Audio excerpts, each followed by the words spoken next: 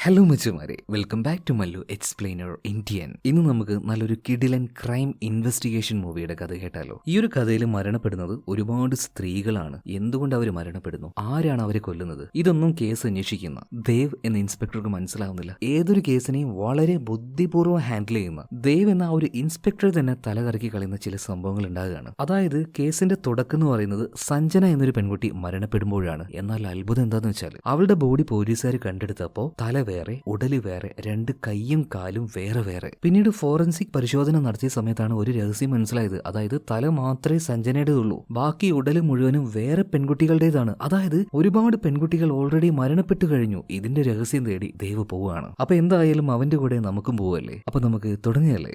സിനിമയുടെ ആരംഭത്തിൽ രവി എന്ന് പറഞ്ഞ ഒരാളെ കാണിക്കുകയാണ്. ആളെ കാണുമ്പോൾ തന്നെ നമുക്ക് മനസ്സിലാവും ഒരു മാന്യനായിട്ടുള്ള, എല്ലാവരോടും നല്ല രീതിയിൽ പെരുമാറുന്ന ഒരു നല്ല മനുഷ്യൻ. ഇയാൾ എന്ത് ജോലിക്ക് പോകാനായിട്ട് പുറത്തേക്ക് ഇറങ്ങിയതാണ്. എന്നാൽ അന്നേ ദിവസം ആ ഒരു ജോലി ക്യാൻസൽ ചെയ്തതല്ല, ക്യാൻസൽ ആയി പോയതാണ്. അതുകൊണ്ട് തന്നെ ഭാര്യയ്ക്ക് ഇഷ്ടമുള്ള കുറച്ച് ഫുഡും കാര്യങ്ങളൊക്കെ മേടിച്ചുകൊണ്ട് നേരെ വീട്ടിലേക്ക് വരികയാണ്. വീട്ടിലേക്ക് വന്ന് വാതിൽ മുട്ടി. അതേസമയത്തിന് ഭാര്യ വാതിൽ തുറന്നിട്ടുണ്ട്. അവളുടെ മുഖത്ത് വല്ലാത്തൊരു ഭയം ഉണ്ടായിരുന്നു. അല്ല, നിങ്ങൾ ഇന്ന് ജോലിക്ക് പോകുന്നു പറഞ്ഞിട്ട് എന്താ പെട്ടെന്ന് തിരിച്ചു വന്നത്? ഒന്നുമില്ല, ഇന്നത്തെ ജോലിയും കാര്യങ്ങളൊക്കെ ക്യാൻസൽ ആയി പോയിട്ടുണ്ട്, അതുകൊണ്ടാണ് ഞാൻ കുറച്ച് ഫുഡും കാര്യങ്ങളൊക്കെ മേടിച്ചു വന്നത്. നീ എന്തായാലും ഉള്ളിലേക്ക് വാ. ഭാര്യയോട് ഈ രവിക്ക് ഭയങ്കര സ്നേഹമാണ് കേട്ടോ. നേരെ റൂമിലേക്ക് പോകണം. അല്ല, നിങ്ങൾ എന്തിനാ അങ്ങോട്ടേക്ക് പോകുന്ന പറഞ്ഞിട്ട് ഭാര്യയ്ക്ക് ഭയങ്കര പേടി. ഒന്നുമില്ലടോ, എനിക്ക് ഭയങ്കര ക്ഷീണം, ഞാൻ ഒന്ന് കുളിക്കട്ടെ, എന്റെ ഡ്രസ്സും കാര്യങ്ങളൊക്കെ ഒന്ന് മാറ്റട്ടെ. നീ പോയിട്ട് ഒരു തോർത്തെടുത്തിട്ട് വാന്ന് പറഞ്ഞിട്ട് നേരെ പോയിട്ട് അലമാര തുറക്കുകയാണ്. അലമാര തുറന്ന് ഈ മനുഷ്യൻ ഒരു കാര്യം കണ്ട് ഞെട്ടിപ്പോവാണ്. അതിനുള്ളിൽ ഒരു ചെറുക്കൻ. രണ്ടും കൂടി ഇതിന്റെ ഉള്ളിൽ കിടന്ന് അനാവശ്യം ചെയ്യായിരുന്നു. ആ ചെറുക്കൻ അവിടെ നിന്ന് ഓടി രക്ഷപ്പെട്ടു. പക്ഷെ ഈ ഒരു കാര്യം നേരിട്ട് കണ്ട രവി ശരിക്കും തകർന്നു പോവാണ്. തളർന്ന് അവിടെ ഇരുന്ന് പോകുന്നുണ്ട്. ആ മനുഷ്യനെ കൊണ്ട് ആ ഒരു കാര്യം സഹിക്കാൻ പറ്റുന്നില്ല കേട്ടോ. ഇതേ സമയത്തിന് ഇയാളുടെ ഭാര്യ പറയാണ്, ദയവ് ചെയ്ത് ഈ കാര്യം ആരോടും പറയരുതെന്ന്. ദേഷ്യം വന്ന രവിയുണ്ട്. ചാടി എഴുന്നേറ്റ് അവൾ അടിക്കാൻ നോക്കുന്നുണ്ടെങ്കിലും അടിക്കുന്നില്ല കേട്ടോ. അവളോട് പറയാണ്, ദയവ് ചെയ്ത് എന്റെ കൺമുന്നിൽ നിന്ന് പോയി തരുമോ. ആ സമയത്തും ഈ ഒരു പെണ്ണുണ്ടല്ലോ, അതായത് അവൾ കൈകൂപ്പി പറയാണ്, ദയവ് ചെയ്ത് ഞാൻ ഇവിടുന്ന് പോയിക്കോളാം, പക്ഷേ ഈ കാര്യം ആരോട് പറയാതിരുന്നാൽ മതി. അങ്ങനെ ഭാര്യ അവിടുന്ന് പോവാണ്. ഭയങ്കര സങ്കടത്തിൽ ആ ഒരു മനുഷ്യൻ തകർന്നിരിക്കുകയാണ് വീട്ടിൽ. പിറ്റേ ദിവസം രാവിലെ ആയപ്പോണ്ട് പോലീസുകാർ ഇയാളുടെ വീട്ടിലേക്ക് വരുന്നു. പെട്ടെന്ന് തന്നെ രവി അറസ്റ്റ് ചെയ്തുകൊണ്ട് പോകണം. രവി ചോദിച്ചു, എന്താ ഞാൻ ചെയ്തത്, എന്തിനാ എന്നെ അറസ്റ്റ് ചെയ്യുന്നത്? ഞാനൊന്നും ചെയ്തില്ല. എന്താ സാറേ പ്രശ്നം എന്ന് ചോദിക്കുമ്പോൾ അവിടെ കുറെ സ്ത്രീകൾ പ്ലക്കാർഡുമായിട്ട് അവിടെ പിടിച്ചു നിൽക്കുകയാണ്. അതായത് ഈ രവിയുടെ ഭാര്യ നേരെ പോയിട്ട് ഈ ഒരു സംഘടനയിൽ ഒരു കംപ്ലൈന്റ് കൊടുത്തത് എങ്ങനെയാണെന്നറിയോ? ഈ രവി എന്നും അവളെ റേപ്പ് ചെയ്യും, അതുപോലെ തന്നെ വല്ലാണ്ട് ഉപദ്രവിക്കും. അടി കിട്ടിയതിന്റെ പാടൊക്കെ ആയിട്ടാണ്, അതെങ്ങനെയോ വെറുതെ ഉണ്ടാക്കിയതാണ്, അത് വെച്ചാണ് അവൾ പോയിട്ട് കംപ്ലൈന്റ് കൊടുത്തത്. അതിന്റെ പേരിലാണ് ഇപ്പൊ രവി അറസ്റ്റ് ചെയ്യുന്നത്. സോ സ്ത്രീകളൊക്കെ വന്നിട്ട് അഴുകിയ ഫുഡും കാര്യങ്ങളൊക്കെ അവന്റെ ദേഹത്തേക്ക് വലിച്ചെറിയാണ്. അപമാനിതനായിട്ട് നെഞ്ചും പൊട്ടി ഭാര്യ ചെയ്ത ആ ഒരു ക്രൂരത, അതിൽ ഈ മനുഷ്യൻ തകർന്നു പോയി എന്ന് പറയാലോ. അതിന് പുറമെ സ്റ്റേഷനിൽ പോയപ്പോൾ നല്ല അടിയും കിട്ടുന്നുണ്ട്. ഇതെല്ലാം കഴിഞ്ഞ് കുറച്ച് ദിവസം കഴിഞ്ഞപ്പോൾ സ്റ്റേഷനിൽ പുറത്തേക്ക് ഇറങ്ങുകയാണ്. സത്യം പറഞ്ഞാൽ നാട്ടുകാർ ആരെയും കാണാൻ തോന്നില്ല, ആരെയും ഫേസ് ചെയ്യാൻ പറ്റുന്നില്ല. വീട്ടിന്റെ ഉള്ളിൽ തന്നെ ചടഞ്ഞുകൂടി അങ്ങനെ ഇരിക്കും. ആരുമില്ല, ഒറ്റയ്ക്കൊരു ലൈഫ്. അതുപോലെ തന്നെ ഉള്ളിൽ ആ ഒരു വിഷമം എത്ര പറഞ്ഞാലും തീരില്ല. പിന്നെ രവിയുടെ ജോലി എന്താ നോക്കുകയാണെങ്കിൽ ആളൊരു മരപ്പണിക്കാരനാണ്, അതായത് ആശാരിയാണ്. അപ്പൊ പുറത്ത് പണിക്കൊന്നും പോകാറില്ല, ഇപ്പോൾ വീട്ടിൽ തന്നെയാണ്. അവിടെ കുറെ മരങ്ങളും കാര്യങ്ങളൊക്കെ ഉണ്ട്. ആ ഒരു മരങ്ങൾ വെച്ച് വീട്ടിന്റെ മുറ്റത്തായിട്ട് ഒരു ട്രീ ഹൗസ് ഉണ്ടാക്കുന്നുണ്ട്. പിന്നീട് അതിന്റെ ഉള്ളിൽ കയറി ഇരിക്കലായിരുന്നു രവിയുടെ പണി. പുറം ലോകമായിട്ട് അവന് പിന്നീട് വലിയ ബന്ധമൊന്നുമില്ലായിരുന്നു. ഈ സംഭവം കഴിഞ്ഞ് കുറച്ചധികം വർഷങ്ങളായിട്ടുണ്ട്. ഇപ്പൊ ഒരു ബീച്ചിലൂടെ നായും കൊണ്ട് നടക്കുന്ന നമ്മുടെ ഹീറോയെ കാണിക്കാനാട്ടോ. ആളൊരു പോലീസ് ഓഫീസറാണ്. നടത്തെല്ലാം കഴിഞ്ഞ് നേരെ ഒരു ചായക്കടയിൽ പോയിരിക്കുകയാണ്. ഇതേ സമയത്ത് തന്നെ ഒരു കോൺസ്റ്റബിൾ വന്നിട്ട്, സാറേ ചെറിയൊരു വിഷയമുണ്ട്, ബീച്ച് സൈഡിൽ ഐഡന്റിഫൈ ചെയ്യാൻ പറ്റാത്ത ഒരു ബോഡി കിടക്കുന്നുണ്ട് എന്ന് പറയണം. സോ വേഗം തന്നെ നമ്മുടെ ഹീറോ അങ്ങോട്ടേക്ക് ചെല്ലുകയാണ്. പത്രക്കാരെയൊന്നും അങ്ങോട്ടേക്ക് അടുപ്പിച്ചിട്ടില്ല, എല്ലാവരും അവിടെ കാത്തു നിൽക്കുന്നത്. എന്തായാലും ഹീറോ ചെന്ന് നോക്കുമ്പോൾ ഒരു ബോഡി അഴുകിയ രീതിയിൽ അങ്ങനെ കിടക്കുകയാണ്. മാത്രമല്ല അയാളുടെ മുഖവും കാര്യങ്ങളൊന്നും വ്യക്തമല്ല. പിന്നീട് അയാളുടെ ഫോൺ എടുത്തുകൊണ്ട് അതിലുണ്ടായിരുന്ന ഇയാളുടെ ബ്രദറിന്റെ നമ്പറിലേക്ക് ഒന്ന് വിളിക്കുന്നുണ്ട്. ഫോൺ എടുത്ത ഉടനെ ഈ മരിച്ച ആളുടെ ബ്രദറിനോട് നമ്മുടെ ഹീറോ, അതായത് കൃഷ്ണദേവ് എന്നാണ് അവന്റെ പേര്, തൽക്കാലം നമുക്ക് ദേവ് എന്ന് വിളിക്കാം. ദേവ് പറയാണ്, നിങ്ങളുടെ അനിയൻ മരണപ്പെട്ടു പോയിട്ടുണ്ട്, അപ്പൊ പറ്റുവാണെങ്കിൽ ഒന്ന് ഇങ്ങോട്ടേക്ക് വരണമെന്ന്. ഇത് കേട്ട പാട് തന്നെ ചേട്ടൻ കരച്ചിൽ തുടങ്ങുകയാണ്. അധികം വൈകാതെ തന്നെ അങ്ങോട്ടേക്ക് ഈ മരിച്ച ആളുടെ ചേട്ടൻ ഓടി വരുന്നുണ്ട് കേട്ടോ. വന്ന പാട് തന്നെ ഇയാൾ കരഞ്ഞുകൊണ്ടിരിക്കുകയാണ്. മരിച്ചെടുക്കുന്ന അനിയന്റെ അടുത്തേക്ക് പോകാൻ നോക്കുന്നുണ്ടെങ്കിലും പോലീസുകാർ വിടുന്നില്ല. അപ്പൊ ഈ ഒരു ചേട്ടൻ വന്നിട്ട് ദേവിന്റെ അടുത്തേക്ക് വന്നിട്ട്, സാറേ ആരെ എന്റെ അനിയനെ കൊന്നത്, ദയവ് ചെയ്ത് ഒന്ന് കണ്ടുപിടിക്കും സാറേ. അങ്ങനെ ദേവിന്റെ മുന്നിൽ കിടന്ന് ഈ മനുഷ്യൻ കരഞ്ഞുകൊണ്ടിരിക്കുകയാണ്. ഇപ്പൊ ദേവ് പറയാണ്, കൊലയാളിയെ ഞങ്ങൾ നേരത്തെ തന്നെ കണ്ടുപിടിച്ചിട്ടുണ്ട്. ആരെ സാറേ എന്റെ അനിയനെ കൊന്നേ ചോദിക്കുമ്പോൾ ഒരു ഫോട്ടോ എടുത്തിട്ട് പറയാണ്, നീ തന്നെയാടാ. ഇത് കേട്ടപ്പോ അവനാകെ ഞെട്ടിപ്പോകുന്നുണ്ട്. സാറേ എന്താ ഈ പറയുന്നേ, ഞാൻ എന്റെ അനിയനെ കൊന്നുന്നോ? ഞാനത് ചെയ്തിട്ടില്ല എന്ന് പറയാണ്. എടോ, നീയും നിന്റെ അനിയനും എന്തോ പ്രശ്നമുണ്ട്. കാരണം ഇന്നലെ നിങ്ങളുടെ രണ്ടുപേരുടെ ഫോണിൽ നിന്നും അങ്ങോട്ടും ഇങ്ങോട്ടും ഒരുപാട് കോളുകൾ പോയിട്ടുണ്ട്. എല്ലാത്തിനും പുറമെ നിന്റെ അനിയൻ മരിച്ചു എന്നേ ഞാൻ പറഞ്ഞിട്ടുള്ളൂ. എങ്ങോട്ടേക്ക് വരണമെന്ന് ഞാൻ നിന്നോട് പറഞ്ഞോ? ഇത്ര വ്യക്തമായിട്ട് നിനക്ക് എങ്ങനെ ഈ സ്ഥലം അറിയാടാ? ഇതോടുകൂടിയിട്ട് ഈ ചങ്ങായി പരുങ്ങാൻ തുടങ്ങുകയാണ്. മാത്രമല്ല ഇവൻ പറയാണ്, ഞാൻ സ്പോട്ട് ന്യൂസ് കണ്ടായിരുന്നു, അങ്ങനെയാണ് ഈ സ്ഥലം എനിക്ക് മനസ്സിലായത്. എടാ, പത്രക്കാരെ ഞാൻ ഇങ്ങോട്ടേക്ക് ഇതുവരെയായിട്ടും വിട്ടിട്ട് വരെയില്ല, പിന്നെ എങ്ങനെയാണോ അവർ ന്യൂസ് കൊടുക്കുക? അപ്പൊ തന്നെ അങ്ങോട്ടേക്ക് ഒരു ഫോറൻസിക് ടീം ടീം വരുന്നുണ്ട്. അവരുടെ ആ ഒരു ലേസർ ലൈറ്റും കാര്യങ്ങളൊക്കെ ഇവന്റെ കയ്യിലേക്ക് അടിച്ചു നോക്കുമ്പോൾ അനിയനെ കൊന്നതിന്റെ ആ ഒരു ബ്ലഡും കാര്യങ്ങളൊക്കെ ഇപ്പോഴും അവന്റെ കയ്യിലുണ്ട്. തെളിവ് കിട്ടിയല്ലോ, കൈയോടെ തന്നെ അവനെ അറസ്റ്റ് ചെയ്യുന്നുണ്ട്. നിസാരമായിട്ട് ഈ കേസും തെളിയിച്ച് ദേവ് അവിടുന്ന് പോകുന്ന സമയത്ത് പത്രക്കാർ കുറെ പേര് അവിടെ കൂടി നിൽക്കുന്നുണ്ട്. സാറേ ഇതെന്തപ്പോ ഇത് വെള്ളരിക്കാ പട്ടണോ? ഒരാളുടെ ബോഡി കാണുന്നു, 10 മിനിറ്റ് കഴിയുമ്പോൾ കൊലയാളി അറസ്റ്റ് ചെയ്യുന്നു, ഇതെന്ത് ഇത് ചോദ്യം ചെയ്യലും കാര്യങ്ങളൊന്നുമില്ലേ? ഇപ്പൊ ദേവ് ഒരു കാര്യം പറയുന്നുണ്ട്, ഈ കൊല ചെയ്യുന്ന ആൾക്കാരുണ്ടല്ലോ അവരൊരുപാട് ചിന്തിച്ചിട്ടോ പ്ലാൻ ചെയ്തിട്ടോ ഒന്നും ആയിരിക്കില്ല ഒരു കൊലപാതകം ചെയ്യുന്നുണ്ടാവുക. എന്നാൽ നമ്മൾ പോലീസുകാർ ചെറുതായിട്ടൊന്ന് ചിന്തിച്ചാൽ മതി അതിന്റെ ആ ഒരു സീക്രട്ട് മനസ്സിലാക്കാൻ കഴിയും. ഇതിനുശേഷം സ്റ്റേഷനിലിരിക്കുന്ന ദേവനെ കാണിക്കുകയാണ്. അങ്ങോട്ടേക്ക് ചായയുമായിട്ട് ഒരു കോൺസ്റ്റബിൾ വരികയാണ്. അദ്ദേഹത്തോട് അവിടെ ഇരിക്കാൻ പറഞ്ഞിട്ട് എടോ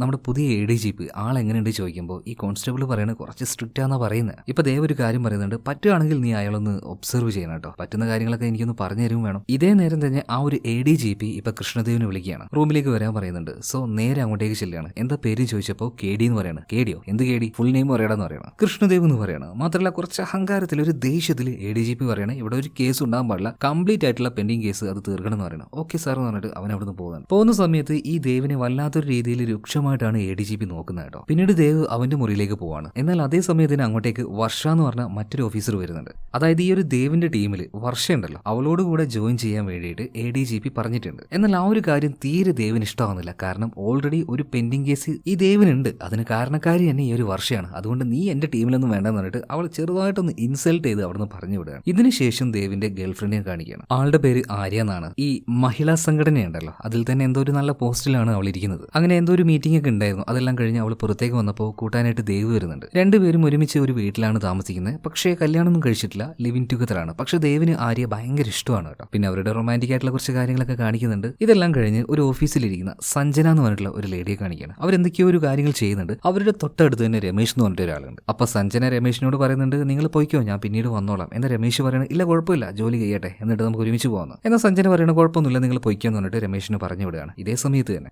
ദേവും ആര്യയും താമസിക്കുന്ന അവരുടെ ആ ഒരു വീടുണ്ടല്ലോ അങ്ങോട്ടേക്ക് ഈ ആര്യയുടെ അമ്മ വന്നിട്ടുണ്ട്. അവർക്ക് ഇവർ ഈ ലിവിങ് ടുഗദർ ആയിട്ട് ജീവിക്കുന്നതൊന്നും ഇഷ്ടപ്പെടുന്നില്ല കേട്ടോ. അപ്പൊ കുറച്ച് ദിവസം ഞാൻ ഇവിടെയാ താമസിക്കുന്നതെന്ന് പറഞ്ഞിട്ട് അമ്മ വന്ന് വീട്ടിൽ കയറിയിരിക്കുകയാണ്. അടുത്ത സീനിൽ ദേവിനെ വീണ്ടും കാണിക്കുകയാണ്. ഇപ്പൊ അവന്റെ ഒരു കൂട്ടുകാരൻ വിളിക്കുന്നുണ്ട്, അബി എന്നാണ് പേര്. അബി ഇപ്പൊ ദേവിനെ വിളിച്ചിട്ട് പറയുന്നത്, എടാ ഞാൻ നിന്റെ ഓഫീസിലുണ്ട്, പറ്റുകയാണെങ്കിൽ ഒന്ന് വേഗം ഇങ്ങോട്ടേക്കോ, അർജന്റ് കാര്യമാണ്. സോ വേഗം തന്നെ നമ്മുടെ ദേവ് ഓഫീസിലേക്ക് പോകുന്നുണ്ട്. ഇപ്പൊ അബിയുടെ കയ്യിൽ ഒരു പഴയ ഫോൺ ഉണ്ടായിരുന്നു. എടാ ഒരു ക്രൈം നടന്നിട്ടുണ്ട്, അതിന്റെ പ്രധാന തെളിവ് എന്ന് പറയുന്നത് ഈ ഒരു ഫോണാണ്, പക്ഷേ ലോക്കാണ്. ഇത് അൺലോക്ക് ചെയ്യണമെങ്കിൽ കുറച്ചധികം പ്രൊസീജിയറും കാര്യങ്ങളുണ്ട്, പറ്റുകയാണെങ്കിൽ ഇത് നീ ഒന്ന് അൺലോക്ക് ചെയ്ത് തരണം. നോക്കട്ടെ എന്ന് പറഞ്ഞിട്ട് അത് നോക്കാൻ നിൽക്കുന്ന അതേ സമയത്ത് തന്നെ അർജന്റ് ആയിട്ട് ഒരു പോലീസുകാരൻ അങ്ങോട്ടേക്ക് വരുന്നുണ്ട്. സാറേ ഒരു ക്രൈം നടന്നിട്ടുണ്ട്, എത്രയും പെട്ടെന്ന് അങ്ങോട്ടേക്ക് പോകണമെന്ന് പറയണം. സോ വേഗം തന്നെ ഇപ്പൊ ഈ ഒരു അബിയും കൂട്ടിയിട്ട് ദേവ് നേരെ ആ ഒരു സംഭവ സ്ഥലത്തേക്ക് പോവാണ്. അതായത് ഇന്നലെ നമ്മളൊരു സഞ്ജന രമേശ് രണ്ടുപേരും കൂടെ സംസാരിച്ചിരിക്കുന്നത് കണ്ടായിരുന്നല്ലോ. അതൊരു ഓഫീസൊന്നുമല്ല, ഒരു ബാറാണ് കേട്ടോ. അവിടെയാണ് ക്രൈം നടന്നിരിക്കുന്നത്. അങ്ങോട്ടേക്ക് ഇപ്പൊ ദേവ് നേരെ വന്നിട്ടുണ്ട്. എന്നാൽ അപ്പോഴേക്കും അങ്ങോട്ടേക്ക് കുറെ ന്യൂസിന്റെ ആൾക്കാരൊക്കെ വന്നിട്ടുണ്ട്. ആ കൂട്ടത്തിൽ ഒരു താടിക്കാരനുണ്ട്. ഈ താടിക്കാരന്റെ അടുത്തേക്ക് ചെന്നിട്ട് ദേവ് ഒരു കാര്യം ചോദിക്കുന്നുണ്ട്, എടോ എങ്ങനെയാ നിങ്ങളൊക്കെ ഇങ്ങനെ നേരത്തെ എത്തുന്നത്, ഞങ്ങളെക്കാളും ഫാസ്റ്റ് ആണല്ലോ എന്ന് പറഞ്ഞിട്ട് ഇപ്പൊ ദേവ് നേരെ ഉള്ളിലേക്ക് പോവാണ്. ഉള്ളിലേക്ക് പോയി നോക്കുമ്പോൾ ഇന്നലെ കണ്ട ആ ഒരു സഞ്ജന എന്ന് പറഞ്ഞ പെൺകുട്ടി ഉണ്ടല്ലോ അവളാണ് മരണപ്പെട്ട് കിടക്കുന്നത്.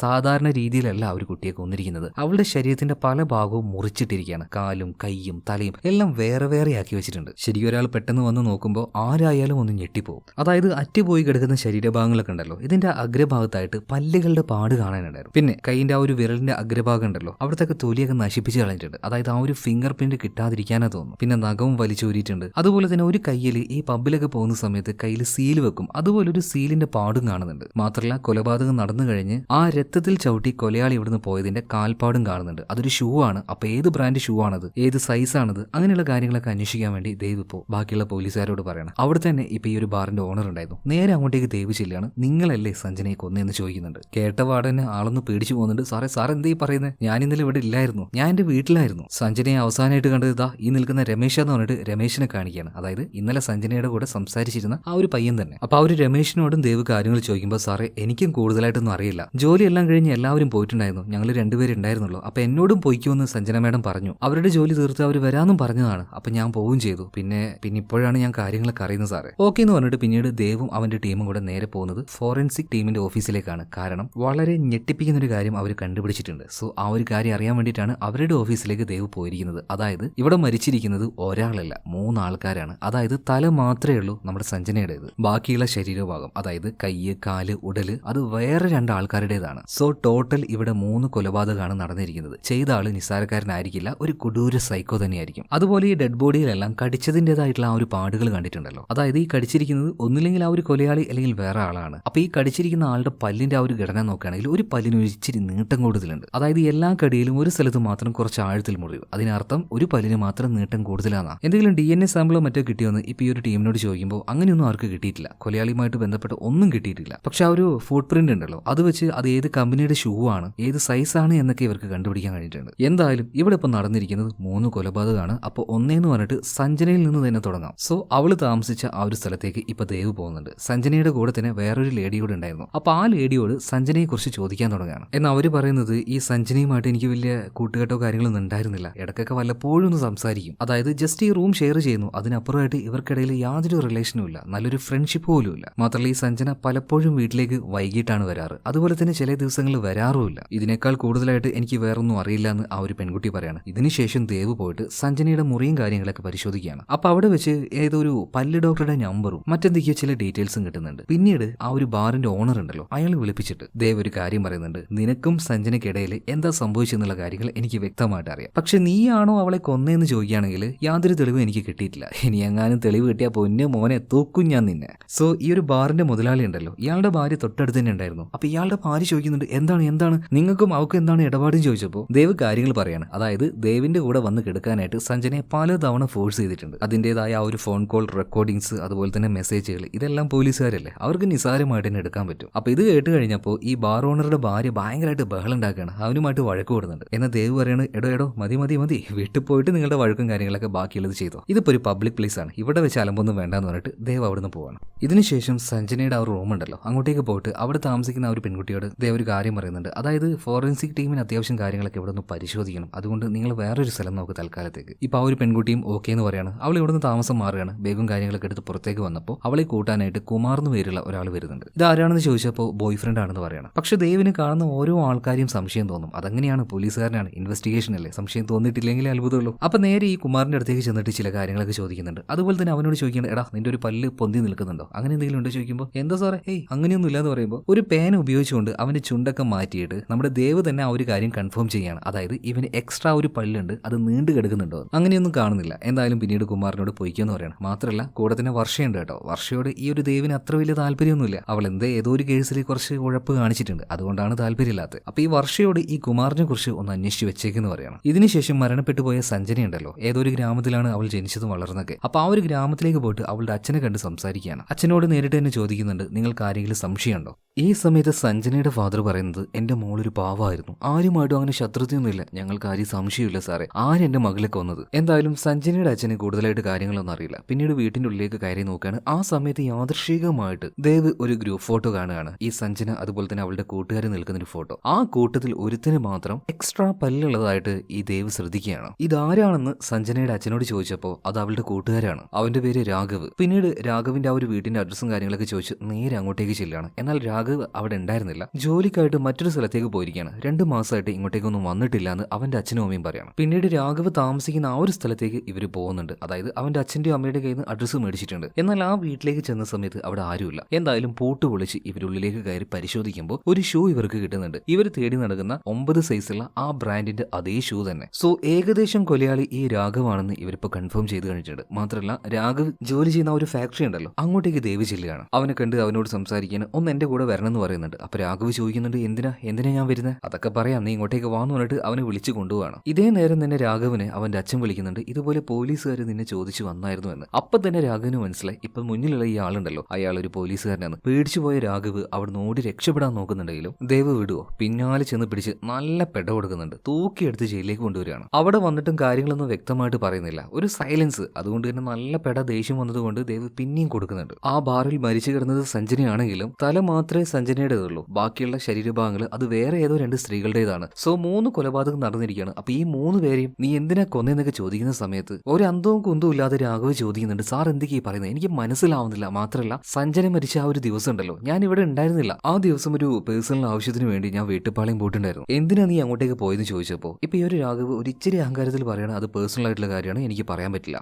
എവിടുന്നാണ് സംസാരിക്കുന്നത്, ആരോടാ സംസാരിക്കുന്നത്, ഒരു ബോധമില്ലാതെയാണ് രാഘവ് സംസാരിക്കുന്നത്. അപ്പൊ തന്നെ വീണ്ടും കൊടുക്കുകയാണ് പെട. മാത്രമല്ല ഇതേ സമയത്ത് തന്നെ ഫോറൻസിക് ടീമിന്റെ ഭാഗത്തു നിന്നുള്ള റിപ്പോർട്ട് വന്നിരിക്കുകയാണ്. അതായത് അവന്റെ വീട്ടിൽ നിന്ന് കണ്ടെടുത്ത ആ ഒരു ഷൂ ഉണ്ടല്ലോ, അതിൽ നിന്നും സഞ്ജനയുടെ ബ്ലഡിന്റെ സാമ്പിൾസ് കണ്ടെത്തിയിട്ടുണ്ട്. അതിനർത്ഥം കൊലപാതകി അവൻ തന്നെയാണ്, കൺഫേം ചെയ്തിട്ടുണ്ട്. എന്തായാലും ഇതിനുശേഷം ദേവ് നേരെ വീട്ടിലേക്ക് ചെല്ലുകയാണ്. വീട്ടിലെത്തിയ പാട് തന്നെ അവന്റെ ഭാര്യ ആയിട്ടില്ല, ലിവിങ് ടുഗദർ റിലേഷൻ ആണ്. ആരിപ്പോ ഒരു കാര്യം പറയുന്നത്, എടോ നീ അച്ഛനാവാൻ വേണ്ടി പോവാണ് കേട്ടാ, ഒരു കാര്യം ചെയ്യ്, എന്റെ അമ്മയോട് ഈ കാര്യം നീ തന്നെ പോയി പറയാന്ന് പറയണം. ഞാൻ പറയണോ? ഒരു വിധത്തിൽ മടിച്ച് ദേവ് ഈ കാര്യം അമ്മയോട് പറയാണ്. പാവം ആ അമ്മയുടെ ഹാർട്ട് വരെ അടിച്ചു പോകാത്തത് ഭാഗ്യം. അവരാകെ ഞെട്ടിപ്പോകുന്നുണ്ട്. ഇപ്പൊ അമ്മ പറയാണ്, മക്കളെ എത്രയും പെട്ടെന്ന് തന്നെ കല്യാണം നടത്തിയേ മതിയാവുള്ളൂ. എന്നാൽ രണ്ടുപേർക്കും കല്യാണത്തിനായി തീരെ താല്പര്യമില്ല. എന്തായാലും ആ ഒരു ദിവസം കഴിയാണ്. പിറ്റേ ദിവസം രാവിലെ തന്നെ ദേവ് ഓഫീസിലേക്ക് പോകുന്നുണ്ട്. ഇപ്പൊ ADGP ബാക്കിയുള്ള ഉദ്യോഗസ്ഥർ എല്ലാവരും അവിടെ നിൽക്കുകയാണ്. മാത്രമല്ല ദേവിന് കൈ കൊടുത്തിട്ട് പറയാണ്, കൺഗ്രാചുലേഷൻ. അതായത് വല്ലാത്തൊരു തലവേദന പിടിച്ച കേസായിരുന്നു, അതെന്തായാലും നീ തെളിയിച്ചല്ലോ. എന്നാൽ ദേവ് പറയുന്നത്, സാറേ കാര്യങ്ങളൊന്നും കഴിഞ്ഞിട്ടില്ല. അതായത് മരിച്ചുപോയ ആ ബാക്കിയുള്ള 2 പെൺകുട്ടികൾ അതാരാണെന്ന് കണ്ടെത്താതെ ഈ കേസ് ക്ലോസ് ആവില്ല എന്ന് പറയണം. എന്നാൽ ദേഷ്യം വന്ന് ADGP പറയണം, അങ്ങനെയുള്ള കാര്യങ്ങളിലൊന്നും നമ്മൾ തലയിടണ്ട, നമുക്ക് കിട്ടിയ ജോലി ഇതാണ്, അത് തീർക്കുക, അത്ര തന്നെ, തലവേദന ഒഴിവാക്കുക. എന്നാൽ ദേവാണെങ്കിൽ അമ്പിനും വില്ലിനും അടങ്ങുന്നില്ല. അവൻ പറയാണ്, ഇല്ല, ബാക്കിയുള്ള 2 പേരെ കണ്ടുപിടിച്ചിട്ടല്ലാതെ ഞാൻ അടങ്ങില്ല. ഇവന്റെ ഈ വർത്താനം കേൾക്കുമ്പോൾ ADGPക്ക് എന്താ തോന്നുന്നത്, നല്ല ദേഷ്യം തോന്നുന്നുണ്ട്. മാത്രമല്ല അധികം വൈകാതെ രാഘവിനെ കോടതിയിൽ ഹാജരാക്കുന്നുണ്ട്. അവിടെ നിന്നും കാര്യങ്ങൾ ചോദിക്കുന്ന സമയത്ത് ഈ സഞ്ജന മരിച്ച അന്ന് അവൻ ഈ നാട്ടിൽ ഉണ്ടായിരുന്നില്ല, വെട്ടുപാളയത്തായിരുന്നു എന്ന് പറയാണ്. പക്ഷേ എന്തിനവിടെ പോയി എന്ന് ചോദിക്കുമ്പോൾ യാതൊരു മറുപടിയില്ല. അത് പേഴ്സണൽ ആയിട്ടുള്ള കാര്യമാണ്, എനിക്ക് പബ്ലിക്കായിട്ട് പറയാൻ പറ്റില്ല. ഇവൻ വീണ്ടും ഓർക്കേണ്ടത്, ഇത് എവിടുന്നാ പറയുന്നത്, ആരോടാ പറയുന്നത്? സോ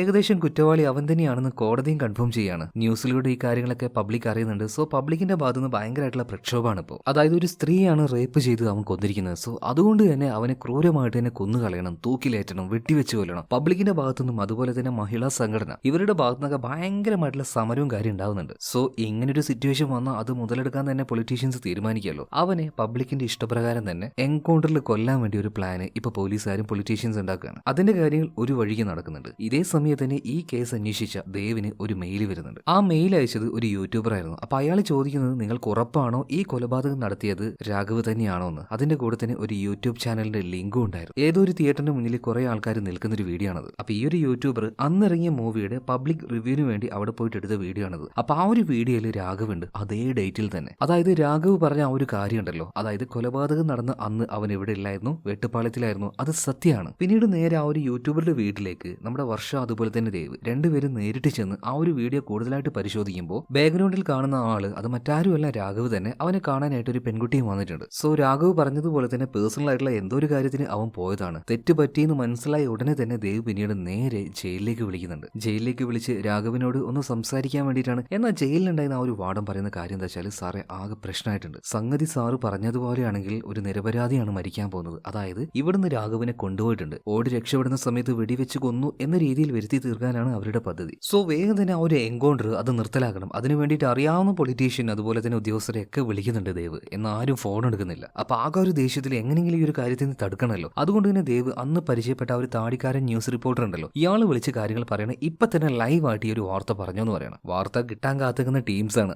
കിട്ടിയ വാർഡ് തന്നെ ഇട്ട് അലക്കുകയാണ് കേട്ടോ. മാത്രമല്ല ഇതിനെപ്പറ്റി ചർച്ചകൾ തുടങ്ങി. സോ ഈ ഒരു കാര്യം പബ്ലിക്കും അതുപോലെ തന്നെ പൊളിറ്റീഷ്യൻസും കാണാൻ തുടങ്ങി. സോ ഇവർ വേഗം തന്നെ വിളിച്ചിട്ട് ആ ഒരു എൻകൗണ്ടർ അത് സ്റ്റോപ്പ് ആക്കാൻ പറയാണ്. എന്നാൽ അതേ നേരം തന്നെ രാഘവിനെ ഇവർ വെടിവെച്ച് കൊല്ലാൻ നിൽക്കുകയായിരുന്നു. അപ്പോഴാണ് കോള് വരുന്നത്. എന്തായാലും ഗണ്ണ് മാറ്റിയിട്ട് പോലീസുകാർ രാഘവിനോടൊരു കാര്യം പറയുന്നുണ്ട്, പൊന്നു മോനെ നിന്റെ ലൈഫ് അത് തിരിച്ചു കിട്ടിയെന്ന് വിചാരിച്ചു. സോ അവനെ കൊണ്ട് വീണ്ടും ജയിലിലേക്ക് തന്നെ പോവാണ്. പിന്നീട് ജയിലിലിരിക്കുന്ന ഈ രാഘവിനെ കാണാനായിട്ട് അങ്ങോട്ടേക്ക് വീണ്ടും ദേവ് ചെല്ലുകയാണ്. എന്നാണ്ടല്ലോ അവന്റെ സെല്ലിലേക്ക് പോയ സമയത്ത് മറ്റൊരു കാഴ്ച കണ്ട് ദേവ് ഞെട്ടിപ്പോവാണ്. മറ്റൊന്നുമല്ല, രാഘവ് തൂങ്ങി മരണപ്പെട്ടിട്ടുണ്ട്. ആത്മഹത്യ ചെയ്തതാണ്. കാരണം അപമാനം സഹിക്കാൻ പറ്റായിട്ട് ചെയ്തതായിരിക്കും. എന്നാൽ പബ്ലിക് ഈ ഒരു കാര്യം അറിഞ്ഞപ്പോൾ എല്ലാവരും കൂടെ ഈ ഒരു കാര്യം സെലിബ്രേറ്റ് ചെയ്യുന്നുണ്ട്. ഒരു പെൺകുട്ടിയെ തൊട്ടവനാണ്, അവനെ പോലീസുകാർ കൊന്നു എന്ന രീതിയിലാണ് പബ്ലിക് ഇത് സെലിബ്രേറ്റ് ചെയ്യുന്നത്. നമ്മുടെ നാട്ടിലെ പോലീസുകാരൊക്കെ അടിപൊളിയാണ്, ഇനി നമ്മുടെ നാട്ടിലെ പെണ്ണിനൊന്നും ഒരുത്തനും തോടാൻ ധൈര്യപ്പെടില്ല എന്നൊക്കെ പറഞ്ഞിട്ട് പബ്ലിക് ഭയങ്കര ഹാപ്പി, പോലീസിന് നല്ല സപ്പോർട്ടും കൊടുക്കുന്നുണ്ട്. എന്നാൽ യഥാർത്ഥ കാരണം അറിയുന്ന നമ്മുടെ ദേവുണ്ടല്ലോ, അവൻ ആകെ ഡിപ്രസ്ഡ് ആണ് കേട്ടോ. ആകെ കൂടി ഒരു വല്ലാത്ത മൈൻഡ് സെറ്റ് ആണ്. അങ്ങനെ ഇരിക്കുന്ന സമയത്താണ് ഇപ്പൊ ദേവിന് അവന്റെ വണ്ടിയിൽ വെച്ച് ഒരു ഫോട്ടോ കിട്ടുന്നത്. അന്ന് ബാറിൽ വെച്ച് മരിച്ചുപോയ സഞ്ജനയുണ്ടല്ലോ, സഞ്ജനയുടെ റൂംമേറ്റ് ആയിട്ടുള്ള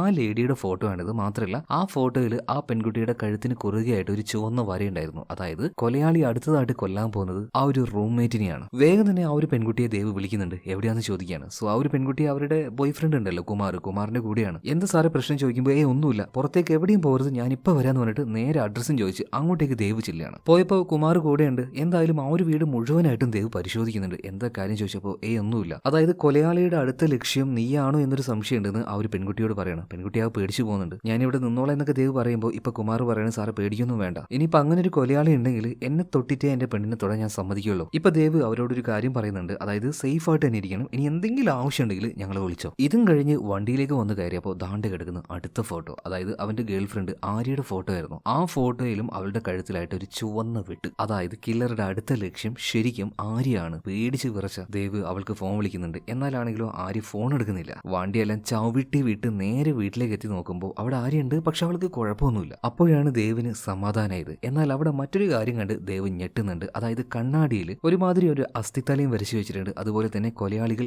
മന്ദബുദ്ധികളാണല്ലേ, കൊലയാളികൾക്ക് ബുദ്ധിയില്ല അല്ലേ എന്ന രീതിയിൽ എഴുതി വെച്ചിരിക്കുകയാണ്. ഇതോടുകൂടിയിട്ട് ദേവിനൊരു കാര്യം മനസ്സിലായി, ആ ഒരു കില്ലർ ശരിക്കും നമ്മുടെ ദേവിനെയാണ് ടാർഗറ്റ് ചെയ്യുന്നത്. അതായത് ഫസ്റ്റ് തന്നെ ഒരു കേസ് തെളിയിച്ച സമയത്ത് ഈ പത്രക്കാരോടായിട്ട് ദേവ് ഒരു കാര്യം പറഞ്ഞായിരുന്നല്ലോ, ഈ ക്രിമിനൽസ് കൊലപാതകം ചെയ്യുന്ന സമയത്ത് അത് പ്രത്യേകിച്ച് പ്ലാൻ ചെയ്ത് ചെയ്യുന്നൊന്നായിരിക്കില്ല, അവർക്ക് എന്തെങ്കിലുമൊക്കെ ഒരു വിഡ്ഢിത്തരം അത് ചെയ്യുന്ന സമയത്ത് പറ്റിപ്പോകും. സോ അവരുടെ ബുദ്ധി ഉപയോഗിക്കാതെയാണ് ചെയ്യുന്നത്. നമ്മളൊന്ന് ആലോചിച്ചാൽ അതിന്റെ പിന്നിലെ രഹസ്യം മനസ്സിലാക്കാൻ പറ്റും. അങ്ങനെ പറഞ്ഞത് കില്ലർക്ക് എന്തായാലും ഇഷ്ടപ്പെട്ടിട്ടില്ല തോന്നുന്നു. അതുകൊണ്ടായിരിക്കണം ഇതുപോലെ ദേവിനെ ടാർഗറ്റ് ചെയ്യുന്നത്. പിറ്റേന്ന് തന്നെ ADGPയെ കണ്ട് ഇപ്പൊ ദേവ് കാര്യങ്ങൾ പറയുന്നുണ്ട്, അതായത് കേസ് ഒന്നുകൂടി റീഓപ്പൺ ചെയ്യണം, ഈ കേസിന്റെ കിടപ്പ് അങ്ങനെയൊന്നുമല്ല എന്ന് ADGP പറയുന്നത്. അത് പറയാൻ നീ ആരാ? എന്തായാലും ഈ കേസ് ക്ലോസ് ചെയ്ത് കഴിഞ്ഞു, ഇതിനി ഓപ്പൺ ചെയ്യാൻ പറ്റില്ല. പിന്നെ നീ പറഞ്ഞതുപോലെ നിന്റെ ഗേൾ ഫ്രണ്ടിനെതിരെയായിട്ട് ഒരു വധഭീഷണി ഉണ്ടെങ്കിൽ അത് നോക്കലല്ല പോലീസ് ഡിപ്പാർട്ട്മെന്റിന്റെ പരിപാടി. നിനക്കങ്ങനെ പേടിയാണെങ്കിൽ നീ അവളെയും കൊണ്ട് മറ്റെവിടെയും പോ. അതുപോലെ ഈ ഒരു കേസിൽ ഇനി നീ ഇൻവോൾവ് ആകണ്ടെന്ന് തന്നെ അവനോട് വാൺ ചെയ്യാണ്. എന്നാൽ ദേവ് ഈ ഒരു കേസ് വിടുവോ? അവനും അവന്റെ ഭാര്യയാകാൻ പോകുന്ന ആരെയും കൂടെ ഉൾപ്പെട്ടിട്ടുണ്ട് ഇപ്പൊ ഇതില്. സോ അവൻ ആ ഒരു കേസ് മുഴുവനായിട്ട് അങ്ങോട്ട് ഏറ്റെടുക്കുകയാണ്. ഡിപ്പാർട്ട്മെന്റ് അറിയാതെ തന്നെ അവൻ അത് അന്വേഷിക്കുന്നുണ്ട്. അങ്ങനെ ഓരോ പബ്ബുകൾ, ബാറുകൾ, അങ്ങനെ പല സ്ഥലത്തായിട്ട് പല ഹിന്റുകൾക്കായിട്ട് പോകുന്ന സമയത്ത് ഒരു കാര്യം ഇപ്പൊ ദേവ് ശ്രദ്ധിക്കുകയാണ്. അതായത് ഒരു പബ്ബിലേക്ക് പോകുന്ന സമയത്ത് അങ്ങോട്ടേക്ക് കയറുന്ന ആ ഒരു ഡേറ്റും കാര്യങ്ങളൊക്കെ ആയിട്ട് അവരുടെ കയ്യിൽ ചുമ്മാ ഒരു സീല് പോലെ വെച്ചു കൊടുക്കും. അതുപോലൊരു സീല് അന്ന് മരിച്ചുപോയ പെൺകുട്ടിയുടെ കയ്യിലുണ്ടായിരുന്നു. അതായത് സഞ്ജനയുടെ ബോഡിയുടെ ഭാഗത്തായത്. അതായത് ആ ഒരു കൈ സഞ്ജനയുടേതല്ല, അത് മറ്റൊരു പെൺകുട്ടിയുടേതാണല്ലോ. പിന്നീട് വേഗം തന്നെ ഫോറൻസിക് ഓഫീസിലേക്ക് പോയിട്ട് ആ കയ്യിലുണ്ടായിരുന്ന ആ ഒരു ഡേറ്റ്, അതുപോലെ തന്നെ ആ ഒരു പബ്ബിന്റെ പേര്, ഇത് രണ്ടും എടുത്തുകൊണ്ട് നേരെ ആ ഒരു പബ്ബിലേക്ക് പോവാണ്. അതായത് ആ ഡേറ്റിൽ വന്ന ആ ഒരു പെൺകുട്ടിയുടെ ആ ഡീറ്റെയിൽ എടുക്കാനായിട്ട്. എന്നാൽ ഈ ഒരു പബ്ബിലാണെങ്കിൽ 2 ആഴ്ചത്തെ CCTV വിഷ്വൽ മാത്രമേ ഉണ്ടാവുള്ളൂ, ബാക്കിയെല്ലാം ഓട്ടോമാറ്റിക് ആയിട്ട് ഇറേസ് ആയി പോകും. അത് റിക്കവർ ചെയ്തെടുക്കാന്ന് പറഞ്ഞാൽ എത്ര പോസിബിൾ ആയിട്ടുള്ള കാര്യമല്ല എന്ന് ഇപ്പൊ ആ ഒരു ബാറത്ത് ആള് പറയണം. എന്നാൽ ഇതേ നേരം തന്നെ കൂടെ ഉണ്ടായിരുന്ന വർഷ ദേവിനോട് ഒരു കാര്യം പറയുന്നുണ്ട്, സാറേ അന്നത്തെ ഡേറ്റിൽ ക്രെഡിറ്റ് കാർഡ് ഉപയോഗിച്ച ആൾക്കാരുടെ ഡീറ്റെയിൽ ഉണ്ടാവുമല്ലോ. സോ എന്തായാലും ഇങ്ങോട്ടേക്ക് ആ ഒരു പെൺകുട്ടി ഒറ്റയ്ക്ക് ആയിരിക്കില്ല വന്നിട്ടുണ്ടാവുക. സോ നമുക്ക് എന്തായാലും അന്നേ ദിവസത്തെ ആ ഒരു ഡീറ്റെയിലും കാര്യങ്ങളൊക്കെ നോക്കി നോക്കാം. നീ നോക്കി എന്ന ഭാവത്തിൽ ദേവ് ഇപ്പൊ ആ ഒരു ജോലി അവളെ ഏൽപ്പിക്കുകയാണ്. അധികം വൈകാതെ വർഷ അത് കണ്ടുപിടിച്ച് വരുന്നുണ്ട് കേട്ടോ. അതായത് ആ ഒരു പെൺകുട്ടിയുടെ പേര് ടാനിയ എന്നാണ്. അധികം വൈകാതെ അവളുടെ കല്യാണം വരാനിരിക്കുകയായിരുന്നു. ആ സമയത്താണ് ടാനിയ മരണപ്പെട്ടിരിക്കുന്നത്. ഒരു മിസ്സിംഗ് കേസ് ഓൾറെഡി രജിസ്റ്റർ ചെയ്തിട്ടുണ്ട്. എന്തായാലും ദേവിന് ഈ വർഷയോട് വലിയ താല്പര്യമൊന്നുമില്ലെങ്കിലും അവളിപ്പോ കണ്ടുപിടിച്ച കാര്യം അത് പോയിന്റ് ആണ്, കറക്റ്റ് കാര്യമാണ്. അപ്പൊ വർഷക്ക് ബുദ്ധിയൊക്കെ ഉണ്ട്, പക്ഷെ എപ്പോഴോ ഒരു അബദ്ധം പറ്റി പോയിട്ടുണ്ട്. എന്തായാലും അതൊക്കെ അവിടെ നിൽക്കട്ടെ. വേഗം തന്നെ പത്രക്കാരെ വിളിച്ചു കൂട്ടാൻ വേണ്ടിയിട്ട് ഇപ്പൊ ദേവ് പറയണം. അങ്ങനെ പത്രക്കാരെല്ലാവരും വന്നിട്ടുണ്ട്, കാര്യങ്ങളെല്ലാം അവരോട് പറയാണ്. ഇതേ നേരം തന്നെ ദേവിനെ ആര്യ വിളിക്കുന്നുണ്ട്, അതായത് അവന്റെ ഗേൾ ഫ്രണ്ട്. ഇതുപോലെ തന്നെ ദേവിനോട് അവൾ ഒരു കാര്യം പറയുന്നുണ്ട്, അതായത് ടാനിയാണോ മരണപ്പെട്ടത്, എനിക്ക് അവൾ അറിയാലോ. അതായത് ന്യൂസിലൂടെ ആ ഒരു കാര്യം ആര്യ കണ്ടിട്ടാണ് ഇപ്പൊ ദേവിനെ വിളിച്ചത്. സോ വേഗം തന്നെ ആര്യയുടെ അടുത്തേക്ക് ദേവ് ചെല്ലുന്നുണ്ട്. നിനക്ക് ടാനി അറിയോ? ആ അറിയാം, ഞങ്ങളുടെ മഹിളാ സംഘടനയിൽ ഓൾറെഡി ടാനി ഉണ്ടായിരുന്നു. ഇപ്പൊ ഈ ഒരു സംഘടനയുടെ ഹെഡ് ഉണ്ടല്ലോ, നമുക്ക് അവരോടൊന്ന് പോയി ചോദിക്കാന്ന് പറഞ്ഞപ്പോൾ അവരോട് ചോദിക്കുമ്പോൾ അവർ 4-5 മാസമായിട്ടുള്ള ജോയിൻ ചെയ്തിട്ട്. അപ്പൊ ഈ ടാനിയെ കുറിച്ച് വലിയ ധാരണയൊന്നും അവർക്കില്ല. ഓക്കെ, നിങ്ങൾക്കറിയില്ലെങ്കിൽ നിങ്ങൾക്ക് മുന്നേ ഇവിടെ ഉണ്ടായിരുന്ന ആളുണ്ടല്ലോ, അവർക്കറിയായിരിക്കല്ലോ. ഇതേ സമയത്ത് തന്നെ ഇപ്പോഴുള്ള ആ ഒരു ഹെഡ് പറയാണ്, അത് പിന്നെ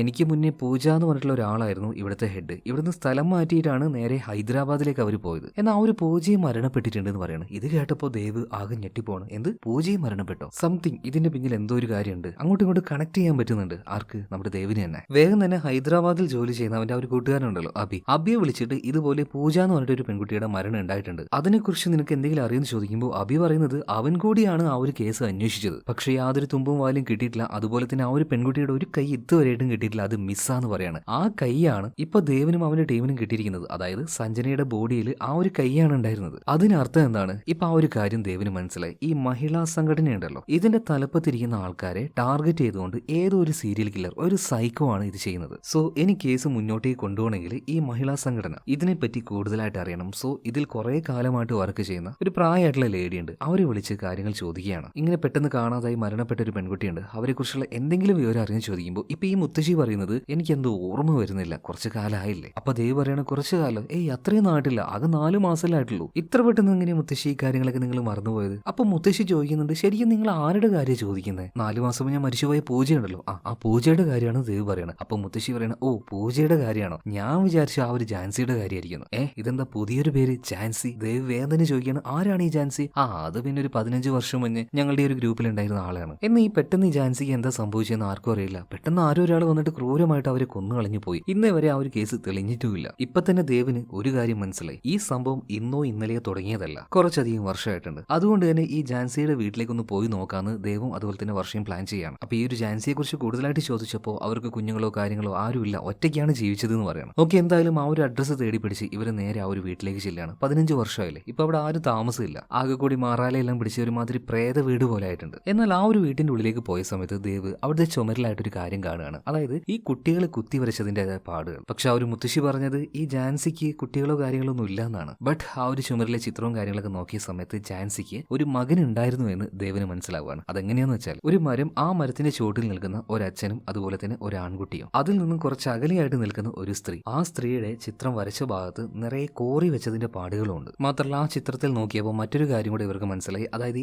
ഈ മരം, ആ മരത്തിന്റെ മുകളിലായിട്ട് ഒരു എന്താ പറയാ മരം കൊണ്ടുണ്ടാക്കിയ ഒരു ചെറിയ വീടുണ്ട് എന്ന്. അപ്പൊ ആ ഒരു വീടിന്റെ പുറംഭാഗം മുഴുവനായിട്ട് ഇവർ പരിശോധിച്ച് നോക്കുമ്പോൾ ഇതിന്റെ ബേക്കിലായിട്ട് ഒരു മരമുണ്ട്. ആ മരത്തിന്റെ മുകളിലായിട്ട് ചെറിയൊരു മരം കൊണ്ടുണ്ടാക്കിയ ഒരു സ്ഥലമുണ്ട്. നിങ്ങൾക്ക് കഥ അങ്ങോട്ടും ഇങ്ങോട്ടും കണക്ട് ചെയ്യാൻ പറ്റുന്നുണ്ടോ? കഥയുടെ ആരംഭത്തിൽ സംഭവിച്ച ആ ഒരു കാര്യം ഇതുമായിട്ട്. എന്തായാലും മുകളിലേക്ക് കയറി അതിന്റെ ഉള്ളിലേക്ക് നോക്കിയപ്പോൾ അതിലൊരു ഫോട്ടോ ഉണ്ട്. അത് മറ്റാരുടേതല്ല, തുടക്കത്തിൽ നമ്മൾ കണ്ട രവി ഉണ്ടല്ലോ, അയാളുടെ ഫോട്ടോ ആയിരുന്നു. മാത്രമല്ല ഈ രവിയെ കുറിച്ച് കൂടുതലായിട്ട് സ്റ്റേഷനിൽ വിളിച്ച് അന്വേഷിച്ച സമയത്ത് അന്നുണ്ടായിരുന്ന ആ ഒരു കേസും കാര്യങ്ങളൊക്കെ ദേവ് മനസ്സിലാക്കുകയാണ്. അന്നത്തെ ആ അപമാനത്തിൽ അയാൾ സ്വയം മരിച്ചിട്ടുണ്ടായിരുന്നു, അതായത് തൂങ്ങി മരിച്ചു. അതുപോലെ ഈ ഒരു ട്രീ ഹട്ടിന്റെ ഉള്ളിലായിട്ട് വേറെയും കുറച്ചധികം ചിത്രങ്ങൾ ഉണ്ടായിരുന്നു. ഒരു സ്ത്രീ, ആ സ്ത്രീയുടെ ചിത്രം വളരെ വികലമായ രീതിയിൽ ആരോ ഒരാൾ വരച്ചു വെച്ചിരിക്കുകയാണ്. മിക്കവാറും അത് ഈ ഒരു രവിയുടെ മകൻ തന്നെയായിരിക്കണം. അമ്മയോടുള്ള വെറുപ്പ് കൊണ്ടാണ് അവനിങ്ങനെ ഓരോ ചിത്രങ്ങൾ വരച്ചു വെച്ചത്. ഇതേ നേരം തന്നെ പുറത്ത് ആരും അങ്ങോട്ടും ഇങ്ങോട്ടും നടക്കുന്നതായിട്ട് വർഷയ്ക്ക് തോന്നി. വേഗം തന്നെ പുറത്തേക്ക് പോയി നോക്കുന്നുണ്ടെങ്കിലും അവിടെ ആരും കാണാനില്ല. പിന്നീട് അവിടുന്ന് ഇവിടുന്ന് കിട്ടിയ ചില പത്രത്തിന്റെ ആ ഒരു കട്ടിങ്സുകൾ ഇതെല്ലാം കണ്ടപ്പോൾ അതിലൊരു കാര്യം ഇപ്പൊ ദേവ് നോട്ട് ചെയ്യാണ്. അതായത് മരണപ്പെട്ടു പോയ ഈ രവി ഉണ്ടല്ലോ, രവിയുടെ ഓരോ ചരമവാർഷികത്തിനും പത്രത്തിൽ ഫോട്ടോ കൊടുക്കുന്നതായിട്ട്. മിക്കവാറും ഇതെല്ലാം ചെയ്തിട്ടുണ്ടാവുക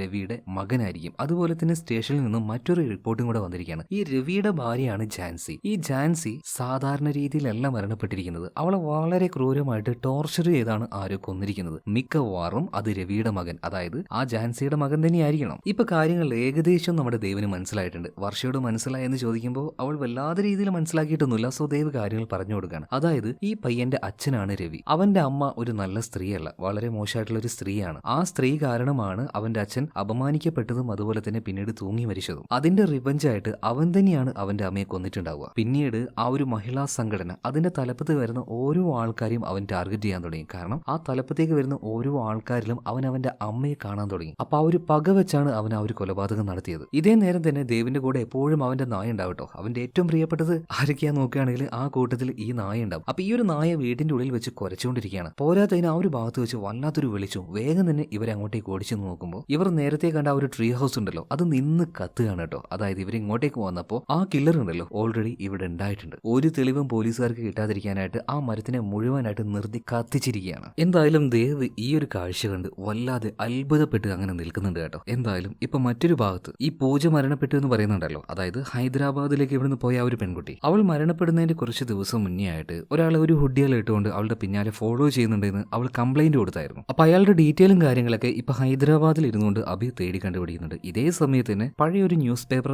ഗോഡൌണിലേക്ക് ഇപ്പൊ വർഷ അതുപോലെ തന്നെ ദേവ് രണ്ടുപേരും പോയിട്ടുണ്ട്. എന്തിനാന്ന് വെച്ചിട്ടുണ്ടെങ്കിൽ 15 വർഷങ്ങൾക്ക് മുന്നേ രവി മരണപ്പെട്ടു പോയല്ലോ. എന്നാൽ ഓരോ വർഷവും ഇയാളുടെ ചരമദിനത്തിന്റെ അന്ന് പത്രത്തിലേക്ക് ആരോ ഈ ഒരു കാര്യം അഴിച്ചു കൊടുക്കുന്നുണ്ട്. സോ അതാരാണെന്ന് കണ്ടുപിടിക്കാൻ വേണ്ടിയിട്ടാണ്. എന്റെ പ്രിയപ്പെട്ട അച്ഛന് ആദരാഞ്ജലികൾ എന്ന് പറഞ്ഞിട്ട് കുറെ വർഷങ്ങൾ അത് തുടരെ വന്നിരുന്നു. എന്നാൽ ആരാണ് അത് കൊടുത്തത്? അയാളുടെ ഒരു ഡീറ്റെയിലും ഇപ്പൊ ദേവിന് കണ്ടുപിടിക്കാൻ പറ്റിയില്ല. പക്ഷെ ഒരു കാര്യം ഉറപ്പാണ്, ഇതെല്ലാം കൊടുക്കുന്നത് മറ്റാരുമല്ല, രവിയുടെ മകൻ തന്നെയാണ്. ആരായിരിക്കും ഈ രവിയുടെ മകൻ? ഇതേ നേരം തന്നെ അങ്ങോട്ടേക്ക് ദേവിനെ കാണാനായിട്ട് ഒരാൾ വരുന്നുണ്ട്. അത് മറ്റാരുമല്ല, മരിച്ചുപോയ പൂജയുണ്ടല്ലോ, പൂജയുടെ ഹസ്ബൻഡാണ്. സോ ഇയാൾ കയറി വരുമ്പോൾ തന്നെ ഇയാളുടെ കഴുത്തിലുണ്ടായിരുന്ന ഒരു ലോക്കറ്റ് ദേവ് ശ്രദ്ധിക്കുന്നുണ്ട്. ആ ഒരു കാര്യം നിങ്ങളും ഒന്ന് ശ്രദ്ധിച്ചു കേട്ടോ. അപ്പൊ ആരാന്ന് ചോദിച്ചപ്പോൾ പൂജയുടെ ഹസ്ബൻഡാന്നൊക്കെ പറയാണ്. ചില കാര്യങ്ങളൊക്കെ അയാളോട് ചോദിച്ച് അറിയുന്നുണ്ട് ഇപ്പൊ ദേവ്. ഇതേ സമയത്തിന് ADGP വിളിച്ചിട്ട് പറയാണ്, എടാ നിന്റെ ജോലി പോയിട്ടുണ്ട്. ഞങ്ങളൊക്കെ എന്താ ഉണ്ണാക്കന്മാരാന്ന് നീ വിചാരിച്ചോ?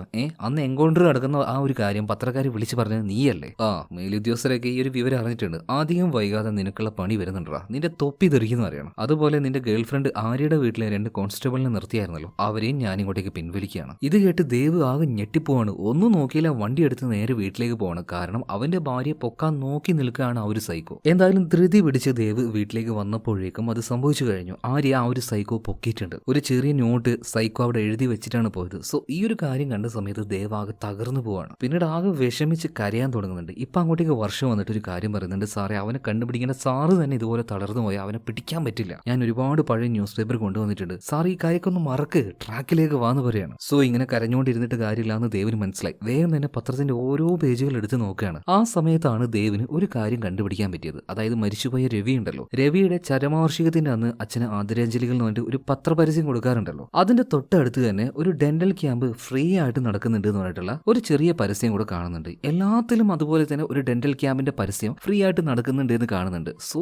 ഇതൊരിക്കലും കോയിൻസിഡൻസ് ആയിട്ട് സംഭവിക്കാൻ സാധ്യതയില്ല. മാത്രമല്ല ആ ഒരു ക്യാമ്പ് നടത്തുന്ന ഹോസ്പിറ്റൽ ഉണ്ടല്ലോ, അതിന്റെ ആ ഒരു ലോഗോ അത് കണ്ടപ്പോൾ നമ്മുടെ ദേവിന് അത് മറ്റെവിടെയോ കണ്ടതുപോലെ തോന്നുകയാണ്. മറ്റെവിടെയല്ല, ഇപ്പൊ കുറച്ചു മുന്നേ ജാൻസിയുടെ വീട്ടിലേക്ക്, അതായത് രവിയുടെ വീട്ടിലേക്ക്, അതായത് ആ സൈക്കോയുടെ വീട്ടിലേക്ക് ഇവര് പോയല്ലോ. അപ്പൊ അവിടെ വെച്ച് ഇതേ ലോഗോ തന്നെ ദേവ് കണ്ടിട്ടുണ്ടായിരുന്നു. അതോടുകൂടിയിട്ട് ദേവ് ഒരു കാര്യം ഉറപ്പിക്കുകയാണ്, ആ ഒരു ഹോസ്പിറ്റലിൽ ജോലി ചെയ്യുന്ന ആരോ ഒരാൾ തന്നെയാണ് ആ ഒരു സൈക്കോ. മേ ബി ആ ഒരു സൈക്കോ ഒരു ഡെന്റൽ ഡോക്ടർ ആവാനുള്ള സാധ്യതയുണ്ട്. അതിന്റെ പുറമെ മരണപ്പെട്ടു പോയ പൂജയുണ്ടല്ലോ, പൂജയുടെ ആ ഒരു പിക്ചറിലേക്ക് ഇവർ സൂക്ഷിച്ചു നോക്കിയ സമയത്ത് അവൾ വെപ്പ് പല്ല് വെച്ചതായിട്ട് ഇവർക്ക് തിരിയാണ്. അതായത് പൂജയും ഏതോ ഒരു ഡെന്റൽ ക്ലിനിക്കിലേക്ക് പോയിട്ടുണ്ട്. അങ്ങനെ ആയിരിക്കണം ആ ഒരു മഹിളാ സംഘടനയിൽ പൂജയുള്ള കാര്യം ആ ഒരു സൈക്കോ ഡോക്ടർ അറിഞ്ഞിട്ടുണ്ടാവുക, പിന്നെ അവളെ ടാർഗറ്റ് ചെയ്ത് കൊന്നിട്ടുണ്ടാവുക. സോ എത്രയും പെട്ടെന്ന് തന്നെ പൂജ ഏത് ഹോസ്പിറ്റലാണ് ട്രീറ്റ്മെന്റിന് പോയ എന്നുള്ള ആ ഒരു കാര്യം വർഷയോട് അന്വേഷിക്കാൻ പറയുന്നുണ്ട്. അതുപോലെ തന്നെ മറ്റൊരു കാര്യം കൂടെ ദേവിന് ഓർമ്മ വരികയാണ്. അതായത് വർഷയ്ക്കും ഇതുപോലെ പല്ലിന് ചില പ്രശ്നങ്ങൾ ഉണ്ടായിരുന്നു. അത് കാണിക്കാനായിട്ട് ഇടയ്ക്കിടയ്ക്ക് ഏതോ ഒരു ക്ലിനിക്കിൽ അവൾ പോവാറുണ്ട്. വർഷയ്ക്ക് എന്ത് ചെയ്യുമ്പോഴും അത് ഡയറിയിൽ എഴുതി വെക്കുന്ന ഒരു ശീലമുണ്ട്. സോ വേഗം തന്നെ അത് ഏത് ഹോസ്പിറ്റലാണെന്ന് അറിയാൻ വേണ്ടിയിട്ട് ദേവ് ആ ഒരു ഡയറിയിൽ പരിശോധിച്ച് നോക്കുന്ന സമയത്ത് ഏത് ഡോക്ടറാണെന്നും അതുപോലെ തന്നെ ഏത് ഹോസ്പിറ്റലാണെന്നും അപ്പോയിന്റ്മെന്റ് ടൈം എന്താണെന്നും എല്ലാം അതിൽ അവൾ എഴുതി വെച്ചിട്ടുണ്ട്. അതിന് പുറമെ മറ്റൊരു കാര്യം കൂടെ ദേവിന് ഓർമ്മ വരുന്നുണ്ട്. അതായത് മരിച്ചുപോയ സഞ്ജന ഉണ്ടല്ലോ, സഞ്ജനയുടെ റൂമിലേക്ക് പോയപ്പോൾ ഒരു ഡോക്ടറുടെ പേരും അതുപോലെ തന്നെ ഒരു ഹോസ്പിറ്റലും അതിന്റെ ആ ഒരു ഡീറ്റെയിൽ ഒക്കെ അവിടെ ഉണ്ടായിരുന്നു. ഒരു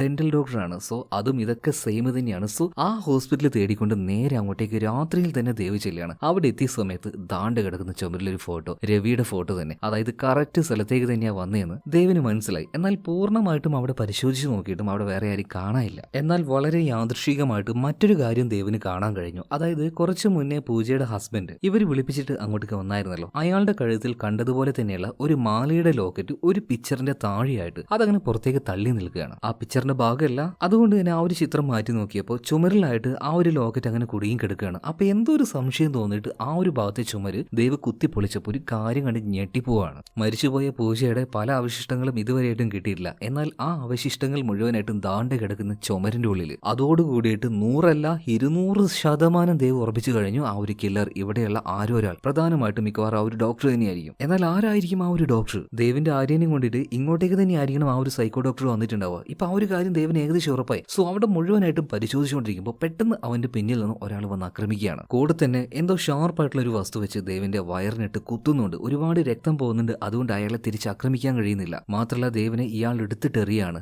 എന്നാൽ വീണ സമയത്ത് തിരിഞ്ഞു നോക്കിയപ്പോഴാണ് ആളെ കണ്ടപ്പോൾ ദേവ് ഞെട്ടി പോകുന്നത്. ആരായിരിക്കും ആള്? മറ്റാരുമല്ല, സഞ്ജനയുടെ റൂംമേറ്റ് ആയിട്ടുള്ള ആ ഒരു ലേഡി ഉണ്ടല്ലോ, അവളുടെ ബോയ് ഫ്രണ്ട് ആയിട്ടുള്ള കുമാർ തന്നെ. കുമാറെ, നീയാണോ ആ ഒരു സൈക്കോ ഡോക്ടർ എന്ന് പറഞ്ഞപ്പോൾ അതേന്ന് പറയാണ്. മാത്രമല്ല അദ്ദേഹത്തിൽ നല്ല മുറിവുണ്ട്, ഒരുപാട് ബ്ലഡും പോയിട്ടുണ്ട്. അതുകൊണ്ട് ദേവിന് എഴുന്നേറ്റ് നിന്ന് ഫൈറ്റ് ചെയ്യാനൊന്നും പറ്റില്ല. എന്തായാലും ഈ ഒരു സമയത്ത് അവൻ അവിടെ ഉണ്ടായിരുന്ന ഒരു ചെയറിൽ ഇറക്കി കെട്ടിവെക്കുകയാണ് ഈ ഒരു കുമാർ. എന്നിട്ട് പല രീതിയിലും അവനെ ഉപദ്രവിക്കുന്നുണ്ട്. അങ്ങനെ വേദന എടുത്ത് പൊളയുന്ന സമയത്തും ദേവ് ചോദിക്കുന്ന ഒരു കാര്യം, എവിടെടാ എന്റെ ഭാര്യ, ആര്യ എവിടെ? പല തെറിയും പറഞ്ഞു മര്യാദക്ക് അവളെ വിട്ടോന്ന് പറയണം. ഇതേ സമയത്തിന് കുമാർ പറയണത്, ഇനി നീ അനാവശ്യം എന്തെങ്കിലും പറഞ്ഞിട്ടുണ്ടെങ്കിൽ നിന്നെ ഞാനൊന്നും ചെയ്യില്ല, നിന്റെ ഭാര്യ ഉണ്ടല്ലോ ആര്യ, അവളെ ഞാൻ കീറി പൊളിക്കുന്നു പറയണം. സോ ഇതിനുശേഷം ദേവ് സൈലന്റ് ആവുകയാണ്. അതുപോലെ അവിടെ ഉണ്ടായിരുന്ന ഒരു വെപ്പ് പല്ലുണ്ടല്ലോ, അതെടുത്തു കൊണ്ടുവന്നിട്ട് ദേവിന്റെ കഴുത്തിൽ അത് വെച്ച് നല്ല അമർത്തി പ്രസ് ചെയ്യുന്നുണ്ട്. സോ ഇങ്ങനെയാണ് ഡെഡ് ബോഡിയുടെ പല ഭാഗത്തായിട്ട് കടിച്ചതിന്റെ പാടുകൾ കാണാൻ കഴിഞ്ഞത്. അതായത് മനഃപൂർവ്വം പോലീസുകാരെ മിസ്ലീഡ് ചെയ്യാൻ വേണ്ടിയിട്ടാണ് കുമാർ ഈ രീതിയിൽ കാര്യങ്ങൾ ചെയ്തത്. അതുപോലെ തന്നെയാണ് രാഘവിനെ പെടുത്തിയതും അവന്റെ ഷൂ ഇങ്ങോട്ടേക്ക് കൊണ്ടുവന്നിട്ട് അതിൽ ബ്ലഡ് ആക്കിയതും എല്ലാം ഈ ഒരു കുമാർ തന്നെയാണ്. കുമാർ തന്നെ ഈ കാര്യങ്ങൾ ദേവിനോട് പറയാണ്. മാത്രമല്ല ഒരു ചെയറിൽ കെട്ടിയിട്ട് ആര്യയെ ഇങ്ങോട്ടേക്ക് കൊണ്ടുവരുന്നുണ്ട്. ആ സമയത്ത് ദേവ് പറയാണ്, എന്റെ ഭാര്യ പ്രഗ്നന്റ് ആണ്, അവളൊന്നും ചെയ്യാൻ പാടില്ല,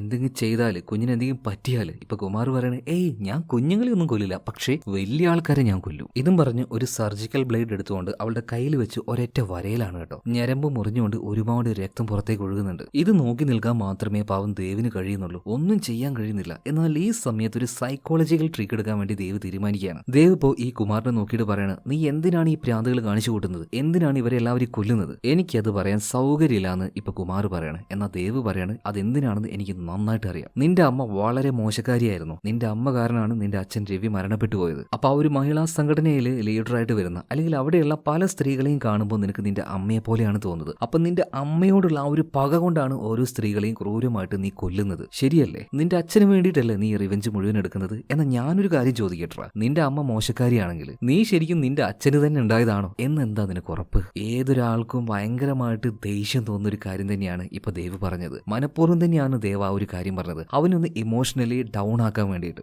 എന്തായാലും ദേവിന്റെ ആ ഒരു ട്രിക്ക് വർക്കൗട്ട് ആവുകയാണ്. ഇപ്പൊ ആകെ തകർന്നു പോയിട്ട് കുമാർ വന്നിട്ട് പറയണ്, നീ എന്താ പറഞ്ഞത്? എന്റെ അച്ഛൻ എന്റെ അച്ഛനല്ലാന്നോ? എന്റെ അമ്മ ഒരു ചീത്ത വേണ്ടായിരിക്കും, പക്ഷേ എന്റെ അച്ഛൻ രവി തന്നെയാടാ. തെളിവ് കാണിച്ചു തരണോ? ഞാൻ ഇപ്പൊ തെളിവ് കാണിച്ചു തരാം. ദാ എന്റെ അച്ഛന്റെ ഫോട്ടോ, അത് കാണിച്ച് ഞാൻ നിനക്ക് തെളിവ് കാണിച്ചു തരാം. ഇതും പറഞ്ഞ് ഡോറും തുറന്ന് നേരെ പുറത്തേക്ക് പോയിട്ട് അവന്റെ അച്ഛന്റെ ഫോട്ടോ കൊണ്ടുവന്നിട്ട്, ദാ കണ്ടോ എന്റെ അച്ഛന്റെ കണ്ണ് കണ്ടോ? അതുപോലെ തന്നെയാണ് എന്റെ കണ്ണ്, ഞാൻ എന്റെ അച്ഛൻ ഉണ്ടായത് തന്നെയാടാ. ആ കാര്യത്തിൽ എനിക്കൊരു സംശയമില്ല. അതായത് ദേവ് ഇവനെ മനഃപൂർവ്വം പ്രകോപിപ്പിക്കാൻ വേണ്ടി തന്നെ ഈ ഒരു കാര്യം പറഞ്ഞതാ. കാരണം എന്തിനാണെന്നറിയോ? അവൻ ആ ഒരു ഡോറ് തുറക്കാനായിട്ട്. മാത്രമല്ല കുമാറിനെ നോക്കിയിട്ട് പറയാണ്, ഡോറ് തുറന്നതിന് നന്ദി എന്ന് പറഞ്ഞിട്ട് ഒരു ഷോൾ അടിക്കുന്നുണ്ട്. അപ്പൊ തന്നെ ഈ ദേവിന്റെ കാറിലുണ്ടായിരുന്ന പട്ടി ഉണ്ടല്ലോ പാഞ്ഞു വരികയാണ്, ഈ കുമാറിന്റെ മേത്തേക്ക് ചാടി വീഴുന്നുണ്ട്, അവനെ കടിച്ചു കീറാൻ തുടങ്ങുകയാണ്. ഇതേ സമയത്ത് തന്നെ അങ്ങോട്ടേക്ക് വർഷയും വരുന്നുണ്ട്. വർഷയും കുമാറിനെ പിടിക്കാൻ നോക്കുകയാണ്. എന്നാൽ അവർക്കിടയിൽ ഉണ്ടായിരുന്ന ഫൈറ്റിൽ ആ ഒരു ഗണ്ണ് തെറിച്ച് വീണു പോകുന്നുണ്ട്. അത് കിട്ടിയത് കുമാറിന്റെ കയ്യിലാണ്. കുമാർ ഒന്നും നോക്കിയില്ല, അവൻ അറ്റാക്ക് ചെയ്യാവുന്ന ആ ഒരു ഡോഗ്, അതായത് ദേവിന്റെ ഡോഗിനെ ഷൂട്ട് ചെയ്യാണ്. തെറിച്ച് വീണ് പോയിട്ട് അതങ്ങനെ പെടഞ്ഞുകൊണ്ടിരിക്കുകയാണ്. അതുപോലെ തന്നെ ദേവും വീണിട്ടുണ്ട്. അവന്റെ നായ പെടഞ്ഞുകൊണ്ടിരിക്കുന്ന ആ ഒരു കാഴ്ച അത് കാണാൻ അവനെ കൊണ്ട് പറ്റിയില്ല, സഹിച്ചില്ല. സകല ശക്തി എടുത്തുകൊണ്ട് ആ ഒരു ചെയറും കാര്യങ്ങളും അങ്ങോട്ട് പൊട്ടിച്ച് കളയാണ്. ചാടി എഴുന്നേൽക്കാണ്, കുമാറിന്റെ മേത്തേക്ക് അങ്ങ് വീഴുന്നുണ്ട്. പിന്നെ അങ്ങോട്ട് അടിച്ച് വെറി പിടിച്ചു പോയ നായായിരുന്നു കുമാർ, അവൻ അടിച്ച് കൊന്നു കളയുന്നുണ്ട്. സോ എന്തായാലും ഇതിനുശേഷം കാണിക്കുന്നത് ഹോസ്പിറ്റലായി കിടക്കുന്ന നമ്മുടെ ദേവിനെയാണ്. അവനിപ്പോ നിലവിലൊരു കുഴപ്പമില്ല. അതുപോലെ തന്നെ അവന്റെ തൊട്ടടുത്ത് തന്നെ അവന്റെ നായയുണ്ട്. വെടിയേറ്റെങ്കിലും നായ ജീവനോടെ രക്ഷപ്പെട്ടിട്ടുണ്ട് കേട്ടോ. അതുപോലെ തന്നെ ആര്യ, അവൾക്കും കുഴപ്പമൊന്നുമില്ല, വയറ്റിലെ കുഞ്ഞിനും കുഴപ്പമൊന്നുമില്ല. അധിക ദിവസം കഴിഞ്ഞില്ല, ദേവ് റിക്കവർ ആവുകയാണ്. പിന്നീട് സ്റ്റേഷനിലേക്ക് അവന്റെ സാധനങ്ങളൊക്കെ എടുക്കാൻ പോകുന്നുണ്ട്. അതെല്ലാം എടുത്ത് തിരിച്ചു വരുമ്പോൾ ADGP വന്നിട്ട് അവനോട് സോറി പറയണം. കാര്യങ്ങൾ കുറച്ചൊക്കെ കോംപ്ലിക്കേറ്റ് ആവാൻ കാരണക്കാരൻ ഞാനാണ്. എന്തായാലും നിന്റെ ജോലി പോകുന്നില്ല കേട്ടോ, നീ ഇങ്ങോട്ടേക്ക് തന്നെ വന്നു. ഓക്കെ, വലിയ മൈൻഡൊന്നും ആക്കാതെ പിന്നീട് ദേവ് പുറത്തേക്ക് വരികയാണ്. പുറത്ത് തന്നെ അവന്റെ ഭാര്യയാകാൻ പോകുന്ന പെണ്ണ് ആര്യ അവിടെ കാത്തു നിൽക്കുന്നുണ്ട്. അതേ സമയത്തിന് അങ്ങോട്ടേക്ക് വർഷ വരുന്നുണ്ട്. ഇപ്പൊ വർഷയെ കണ്ട സമയത്ത് ദേവ് ചോദിക്കുന്നുണ്ട്, അല്ല വർഷ, ഞാൻ ആ ഒരു ഡെന്റൽ ക്ലിനിക്കിലേക്കാണ് പോയത് എന്നുള്ളത് നിനക്ക് എങ്ങനെയാ മനസ്സിലായത്? ഇപ്പൊ വർഷ ഒന്ന് പരുങ്ങയാണ്. അത് പിന്നെ ദേഷ്യമൊന്നും തോന്നരുത്, ശരിക്കും നിന്റെ കൂടെ എന്നെ അയച്ചത് മറ്റാരുമല്ല ADGP ആണ്. അപ്പൊ നീ എവിടെ പോയാലും നിന്നെ ട്രാക്ക് ചെയ്യാൻ വേണ്ടി നിന്റെ വണ്ടിയിൽ ഞാനൊരു എന്താ പറയുക ട്രാക്കിംഗ് ഡിവൈസ് വെച്ചിട്ട് അതിപ്പോ വർഷം എടുത്ത് കാണിച്ചു കൊടുക്കുകയാണ് കേട്ടോ. സംഭവം എന്തായാലും അവനെ ട്രാക്ക് ചെയ്യാൻ വേണ്ടിയിട്ട് വർഷം അത് വെച്ചതാണെങ്കിലും അത് നന്നായിട്ട് ഉപകാരപ്പെട്ടു. എന്തായാലും വർഷ നല്ല പണി തന്നെയാണ് നീ തന്നെ. ഓക്കെ, എന്തായാലും അവളോട് ബായി പറഞ്ഞ് ഇവരവിടുന്ന് പോവാണ്. അധികം വൈകാതെ ആര്യയുടെയും നമ്മുടെ ദേവിന്റെയും വിവാഹം നടക്കുന്നുണ്ട്. എന്നാൽ കഥ ഇവിടെ തീരുന്നില്ല. വീണ്ടും മറ്റൊരു കേസ് ദേവിനെ തേടി വരികയാണ്. സിനിമയ്ക്ക് അടുത്ത ഭാഗം കൂടിയുണ്ട്. രണ്ടാമത്തെ ഭാഗമല്ല, മൂന്നാമത്തെ ഭാഗം. ഇതിന് മുന്നേ ആയിട്ട് മറ്റൊരു ഫിലിം ഇറങ്ങിയിട്ടുണ്ട്. ആ കഥ നിങ്ങൾക്ക് കേൾക്കണമെങ്കിൽ കമന്റ് ബോക്സിൽ പറയാം, ഞാൻ തീർച്ചയായിട്ടും കൊണ്ടുവരും. സോ അപ്പൊ അടുത്ത വീഡിയോയിൽ നമുക്ക് വീണ്ടും കാണാം. Okay, by.